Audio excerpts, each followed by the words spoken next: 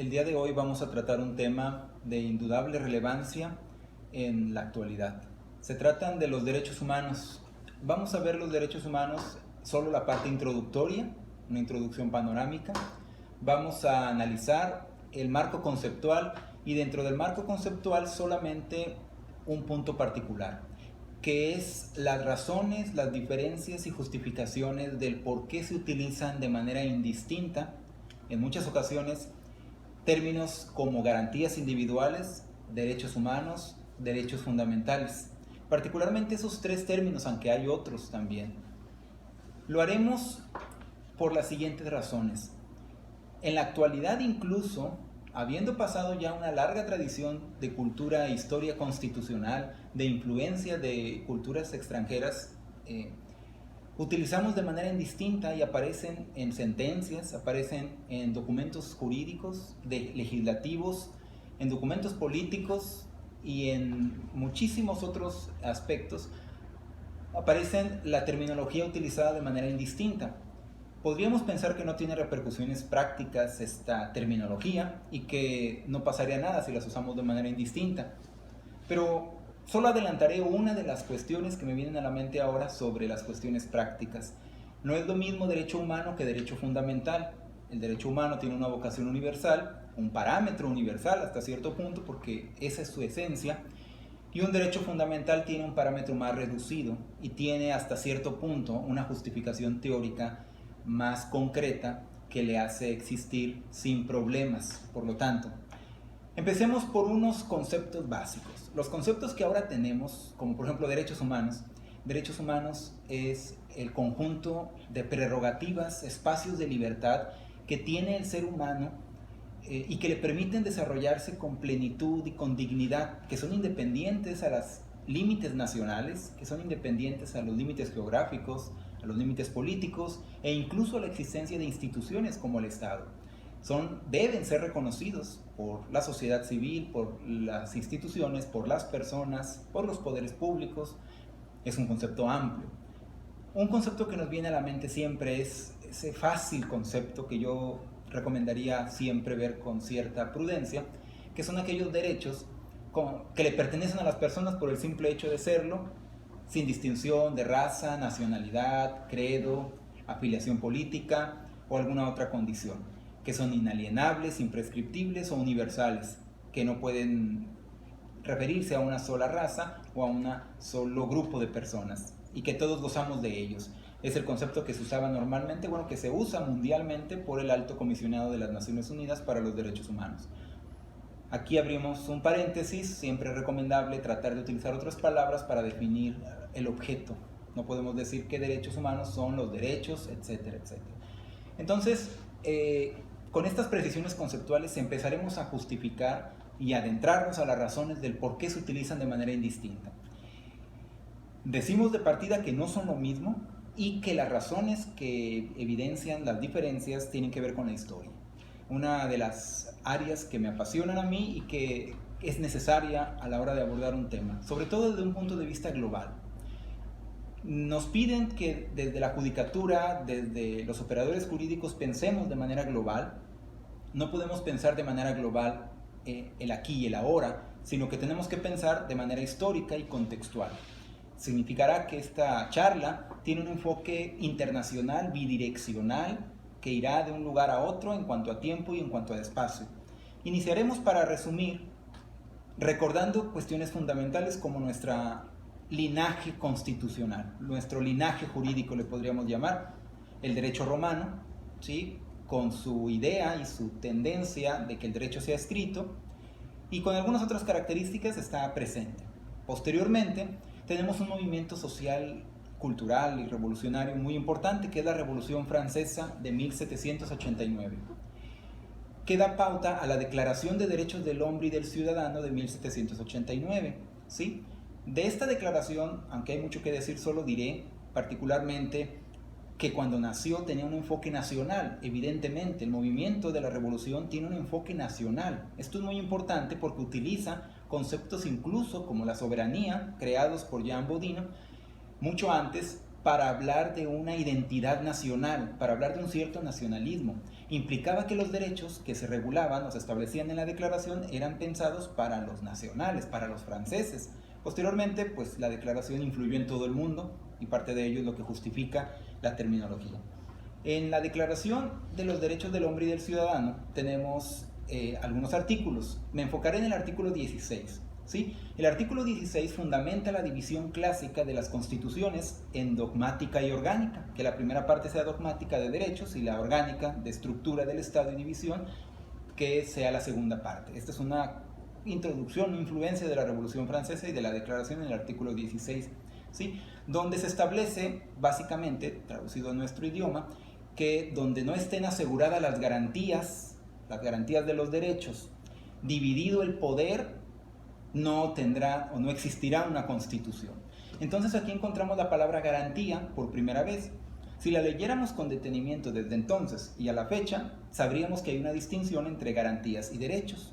Los derechos tenían que estar garantizados. Desde ese momento ya encontramos la distinción que luego se consolidará como derechos, esa parte sustancial de libertad, y las garantías como aquellos mecanismos para hacer efectivos esos derechos. Recordemos que garantías puede ser utilizado para garantías jurisdiccionales o garantías no jurisdiccionales.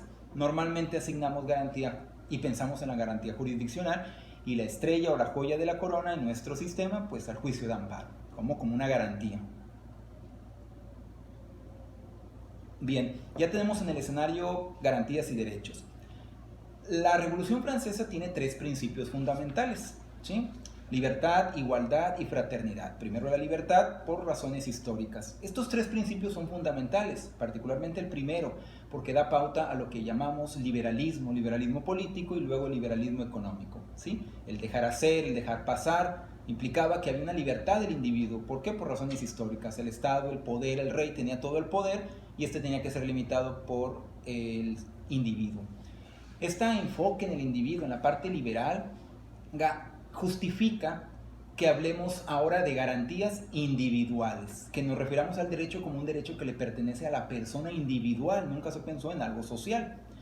Esto en el enfoque de los principios de la Revolución Francesa que impregnaron en los demás países. Esto tuvo como consecuencia, evidentemente en el entorno, de manera rápida, la influencia en la Constitución de 1812, la primera constitución liberal de España, que da pauta a su identidad nacional, un documento constitucional donde se establece, por cierto, la propiedad como un derecho.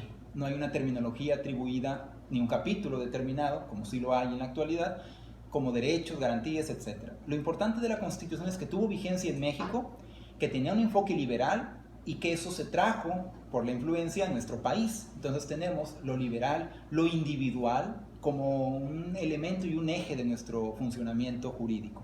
Ello justifica la larga tradición de la asimilación a garantía individual, garantías individuales. Después de 1812, en 1814 tenemos la Constitución de Apatzingán, haciendo un detenimiento breve en los elementos constitucionales de nuestra historia. Es importante, interesante, porque encontramos que en esta Constitución mexicana tuvo vigencia limitada hasta cierto punto también, es un tema muy interesante de teoría constitucional. Encontramos no un capítulo o un apartado que diga garantías individuales o derechos humanos. Encontramos la primera aseveración, el conjunto de elementos que fueron llamados igualdad, seguridad, propiedad, libertad. 4 elementos que estuvieron rondando en nuestro escenario de la configuración de los derechos. Empezamos por la igualdad. Que quede claro que desde 1814 ya se hablaba de igualdad como principio fundamental, como principio básico, algo que pues vino a cristalizarse después en 1917, hasta cierto punto con la introducción de los derechos sociales. En 1814 se establecen estos espacios de libertad, en estos términos que ya mencioné. No hay una asimilación a las garantías o a derechos, no importaba la terminología. Otro de los momentos históricos, hay una larga trayectoria en nuestra historia constitucional, pero me detendré un poco después de muchos años, 1824, 1836, 1842 con un proyecto, 1847 con un acta de reformas, 1856 con un estatuto provisional, algo histórico, que llama la atención porque ya asignaba en un espacio determinado garantías individuales. Después de ahí no quedó esta terminología y pasamos a la Constitución de 1857, donde se establece derechos del hombre. Recordamos, esta Constitución es de las más humanistas y retoma la esencia de la Revolución Francesa, diciendo derechos del hombre, pensando hasta cierto punto en los derechos universales o los derechos generales, pero no se pensaba en derechos de las personas o del ser humano en una cosmovisión universal, sino más bien en una persona perteneciente a un Estado, como uno de los elementos del Estado, la población. Entonces tenía unos límites importantes de carácter nacional. Por tal motivo, tenemos que recordar que la Constitución del 57 estableció los derechos del hombre y no tenía una vocación universal, tenía una vocación nacional, muy importante, muy avanzada, pero nacional.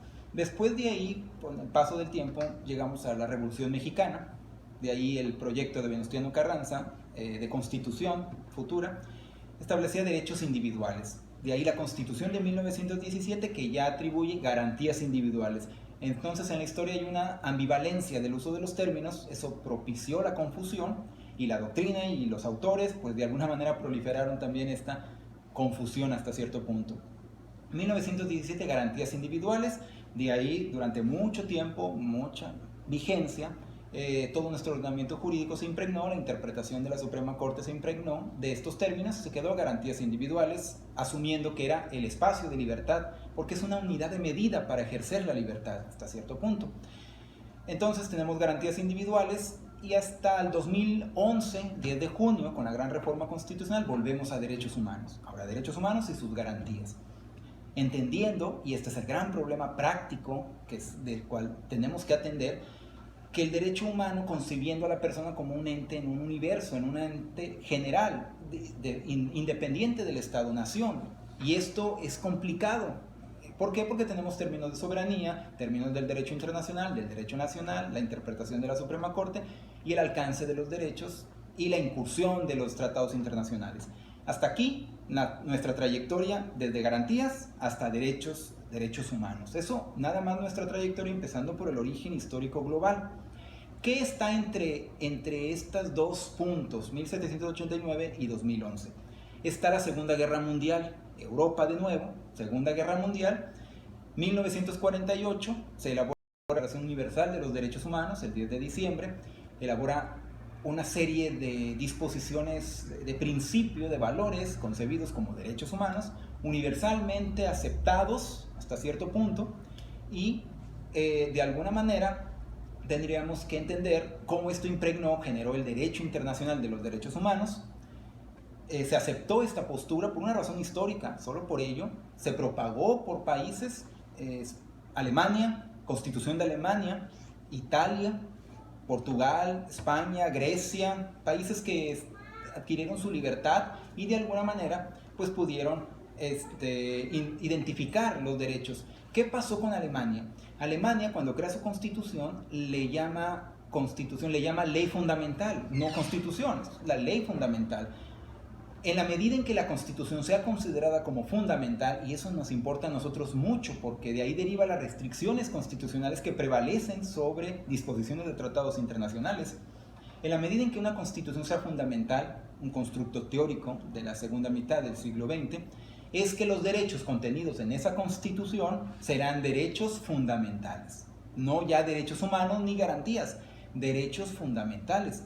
Esos derechos son protegidos por la Constitución, establecidos al máximo nivel en los países que ya mencioné, y eso fomentó una doctrina y una postura, sobre todo la española, que luego influyó en nuestro presente de alguna manera en México, para asignar a los derechos el término de derechos fundamentales. De hecho, en la Constitución de 1978 se establece derechos fundamentales, no derechos humanos. En el artículo 10.2, el 10.1 establece la dignidad humana y el 10.2 establece que los derechos contenidos en la Constitución, los derechos fundamentales, se interpretarán de conformidad con la Declaración Universal y algunos otros tratados.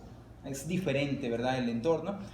Son cautelosos hasta cierto punto. Alemania, Italia, España y algunos otros países llaman derechos fundamentales, porque significa que podrán llevarlos a cabo, que serán efectivos a nivel nacional, que de alguna manera no perderán la base vigente, la base positiva, la base concreta, algo que sí podría discutirse de los derechos humanos por su razón de justnaturalismo puro, ¿verdad? Hasta cierto punto.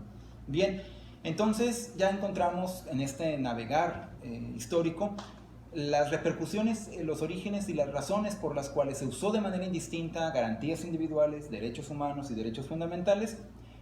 Podríamos decir ahora como colofón, como conclusión, que las garantías son mecanismos para proteger un derecho o un espacio de libertad. Los derechos humanos son espacios de libertad, la parte sustancial del ser humano, con una vocación de universalidad y que no dependen de límites, restricciones, como ya lo dijimos anteriormente, ni siquiera nacionales. Y eso incluye restricciones constitucionales. En cambio, los derechos fundamentales son derechos del más alto nivel, más importantes, reconocidos por el Estado-Nación en sus documentos más importantes, en la Constitución, por eso son fundamentales, y restringidos también por la propia Constitución. Por lo tanto, no habría problema en aceptar una restricción constitucional a un derecho fundamental. Bien, esas son las diferencias entre derecho humano, derecho fundamental y garantía, en nuestro caso, garantía individual. Las razones, las justificaciones y los efectos prácticos que podría causar esta falta de distinción terminológica. Espero que estas líneas puedan servir para reflexionar, pensar y también llevar a la práctica los conceptos con elementos precisos, claros y que dé pauta a una discusión continua que esto supone y que de alguna manera requiere mayores reflexiones. Esto nada más es una charla breve, introductoria, que intenta cubrir el panorama, ¿sí? Y que es la base, considero desde mi punto de vista, para resolver parte de los dilemas y problemas que tenemos ahora con restricciones constitucionales, con el control de convencionalidad, con derechos humanos, con la terminología. Probablemente desde un punto de vista jurídico hubiera sido más aceptable utilizar la terminología de derechos fundamentales, entendiendo estos como lo explicamos, y no tener tantos problemas teóricos para encajar instituciones, doctrinas que ya estaban consolidadas en el marco de la teoría, de la historia y del derecho constitucional. Muchísimas gracias a todos ustedes, espero que se encuentren muy bien y que salgamos pronto de esta situación extraordinaria para que podamos vernos de nuevo y reflexionar y criticar instituciones y aspectos para contribuir a su mejora. Muchísimas gracias.